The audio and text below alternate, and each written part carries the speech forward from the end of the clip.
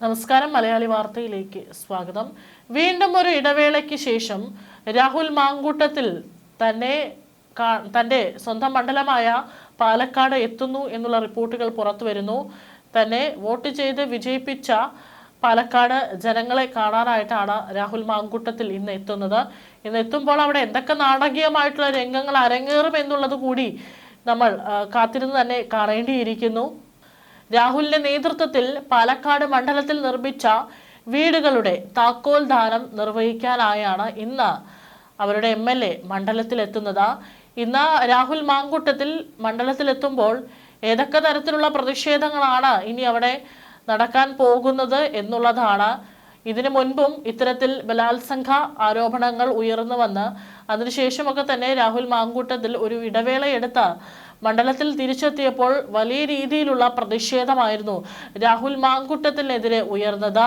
വഴിയിലുടനീളം രാഹുൽ മാങ്കൂട്ടത്തിനെ പരിഹസിച്ചുകൊണ്ടുള്ള ബോർഡുകളും അതുപോലെ തന്നെ പലതരത്തിലുള്ള കാർഡുകളൊക്കെ തന്നെ ഇറക്കി വലിയ ഒരു നിര തന്നെ രാഹുലിനെതിരെ രംഗത്ത് വന്നിട്ടുണ്ടായിരുന്നു. പക്ഷെ എന്നിരുന്നാലും അതെല്ലാം തന്നെ അവഗണിച്ചുകൊണ്ടായിരുന്നു രാഹുൽ മണ്ഡലത്തിലെത്തിയത്. മുൻപ് ഒക്കെ രാഹുൽ വീണ്ടും മണ്ഡലത്തിലെത്തുമ്പോൾ വലിയ സ്വീകാര്യത ജനങ്ങളുടെ ഭാഗത്തു നിന്നും രാഹുൽ ഉണ്ടായിരുന്നു. പക്ഷേ ഇത്തവണ അദ്ദേഹം ജയിലിൽ കിടന്നതിന് ശേഷമാണ് മണ്ഡലത്തിൽ എത്തുന്നത്. അപ്പോൾ എത്രത്തോളം സ്വീകാര്യത ജനങ്ങളുടെ ഭാഗത്തു നിന്ന് ഇനിയും രാഹുൽ ഉണ്ടാകും എന്നുള്ളത് ഇന്ന് രാഹുൽ മണ്ഡലത്തിൽ എത്തിയതിനു ശേഷം മാത്രം നേരിട്ടറിയാം. മൂന്നാം ബലാത്സംഗ കേസിൽ അറസ്റ്റിലായ ശേഷം ഇതാദ്യമായാണ് MLA മണ്ഡലത്തിലെത്തുന്നത്. ജനുവരി 11 പ്രത്യേക അന്വേഷണ സംഘം മൂന്നാം ബലാത്സംഗ കേസിൽ രാഹുലിനെ അറസ്റ്റ് ചെയ്തത്. നിയമസഭാ തെരഞ്ഞെടുപ്പ് അടുത്തിരിക്കെയാണ് രാഹുൽ മണ്ഡലത്തിലേക്ക് എത്തുന്നത്. ഈ കേസിനെ തുടർന്ന് രാഷ്ട്രീയ രംഗത്തും നിയമവൃത്തങ്ങളിലും വലിയ ചർച്ചകൾ നടന്നിരുന്നു. അറസ്റ്റും തുടർന്നുണ്ടായ നിയമ പോരാട്ടങ്ങളും കാരണം കഴിഞ്ഞ കുറച്ചു നാളുകളായി അദ്ദേഹം മണ്ഡലത്തിൽ സജീവമായിരുന്നില്ല. ഇപ്പോൾ വീണ്ടും ജനങ്ങൾക്കിടയിലേക്ക് ഇറങ്ങിച്ചെല്ലാനാണ് MLAയുടെ തീരുമാനം. കോൺഗ്രസിൽ നിന്നും പുറത്തായ രാഹുലിന് പകരക്കാരനായി മണ്ഡലത്തിൽ രമേശ് പിഷാരടി UDF സ്ഥാനാർത്ഥി ആയേക്കുമെന്നാണ് വിവരം. അതേസമയം രാഹുൽ മാങ്കൂട്ടത്തിനെതിരെയുള്ള നിയമ നടപടികൾ കൂടുതൽ സങ്കീർണമാകുകയാണ്. ആദ്യ ബലാത്സംഗ കേസിൽ രാഹുൽ മാങ്കൂട്ടത്തിലെ ഹൈക്കോടതി അനുവദിച്ച മുൻകൂർ ജാമ്യം റദ്ദാക്കണമെന്നാവശ്യപ്പെട്ട് പരാതിക്കാരി സുപ്രീം കോടതിയെ സമീപിച്ചിട്ടുണ്ടായിരുന്നു.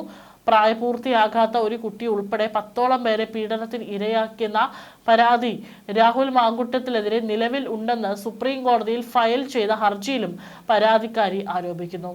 യുവതിയെ ബലാത്സംഗം ചെയ്യുകയും നിർബന്ധിച്ച് ഗർഭചിത്രം നടത്തിക്കുകയും ചെയ്തെന്ന കേസിൽ രാഹുൽ മാങ്കൂട്ടത്തിൽ ഹൈക്കോടതി മുൻകൂർ ജാമ്യം അനുവദിച്ചിരുന്നു. ആദ്യ ബലാത്സംഗ കേസിലായിരുന്നു മുൻകൂർ ജാമ്യം. ഈ മുൻകൂർ ജാമ്യം റദ്ദാക്കണമെന്ന് ആവശ്യപ്പെട്ടാണ് പരാതിക്കാരി സുപ്രീം കോടതിയെ സമീപിച്ചത്.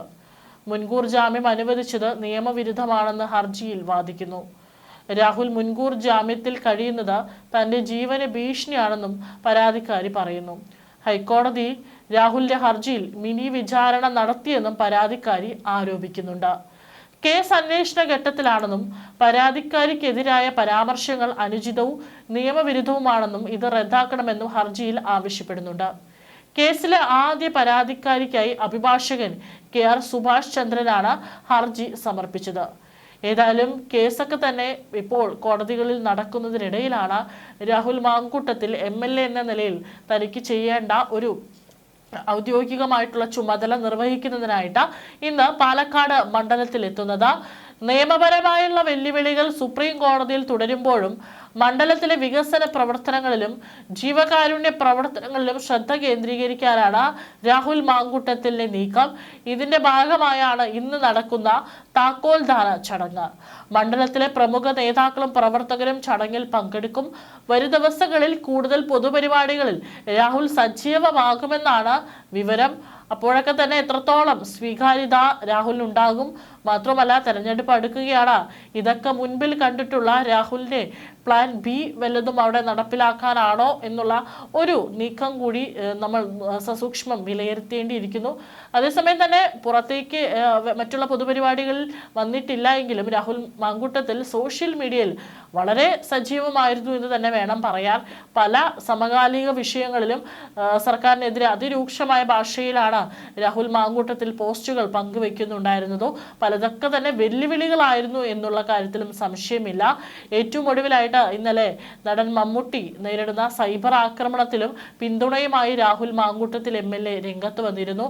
അഭിനയ മികവ് കൊണ്ട് ഇന്ത്യക്കാർക്ക് തന്നെ മാതൃകയായ മമ്മൂട്ടിയെ ഇത്തരത്തിൽ വളഞ്ഞിട്ട് ആക്രമിക്കുന്നത് ശരിയല്ലെന്നായിരുന്നു ഫേസ്ബുക്കിൽ കുറിച്ചിരുന്നത്. CPM ജില്ലാ സെക്രട്ടറി സ്വന്തം PR പ്രവർത്തനത്തിന് വേണ്ടിയാണ് മമ്മൂട്ടിയെ ഉപയോഗിക്കാൻ ശ്രമിച്ചത്. കടക്ക് പുറത്ത് എന്നതുപോലെയുള്ള പരുഷമായ വാക്കുകളൊന്നും അദ്ദേഹം ഉപയോഗിച്ചിട്ടില്ലെന്നും സഖാക്കളുടെ ഇത്തരം ഉഡായിപ്പുകൾ തിരിച്ചറിഞ്ഞ് അകറ്റി നിർത്തിയ മമ്മൂട്ടിക്ക് അഭിവാദ്യങ്ങൾ നേരുന്നുവെന്നും രാഹുൽ മാങ്കൂട്ടത്തിൽ കുറിച്ചത്. സാംസ്കാരിക നായകർ ഈ വിഷയത്തിൽ പാലിക്കുന്ന ഇരട്ടത്താപ്പിനെയും രാഹുൽ രൂക്ഷമായി വിമർശിച്ചു. ഈ സ്ഥാനത്ത് ഒരു കോൺഗ്രസ് പ്രവർത്തകരായിരുന്നുവെങ്കിൽ സാംസ്കാരിക നായകർ വലിയ ഒച്ചപ്പാട് ഉണ്ടാക്കുമായിരുന്നുവെന്നും ഇതിപ്പോൾ ഒരു അയ്മനം സഖാവ് ആയതുകൊണ്ടാണ് എല്ലാവരും മൗനം പാലിക്കുന്നതെന്നും അദ്ദേഹം ആരോപിച്ചു. ചളിപ്പ് മാറ്റാൻ മമ്മൂട്ടിക്കൊപ്പം ഒരു വീഡിയോ പോസ്റ്റ് ചെയ്ത് PR വർക്ക് നടത്താൻ നേതാക്കൾ ശ്രമിക്കുന്നുവെന്നും അദ്ദേഹം പരിഹസിച്ചു. അതേസമയം തന്നെ നിയമസഭാ തെരഞ്ഞെടുപ്പ് വരികയാണ്. പാലക്കാട് മണ്ഡലത്തിൽ രാഹുൽ മാങ്കൂട്ടത്തിന്റെ ഒരു റീ എൻട്രി ഉണ്ടാകുമോ എന്നുള്ള ചോദ്യം അവിടെ ഉയർന്നു വന്നിരുന്നു. BJP ഏതായാലും കളം നിറഞ്ഞു തന്നെ അവിടെ പ്രവർത്തനം ആരംഭിച്ചു കഴിഞ്ഞു. നിയമസഭാ തെരഞ്ഞെടുപ്പുകളിൽ BJP ഏറ്റവും കൂടുതൽ പ്രതീക്ഷ പുലർത്തുന്ന ഒരു മണ്ഡലമാണ് പാലക്കാട്.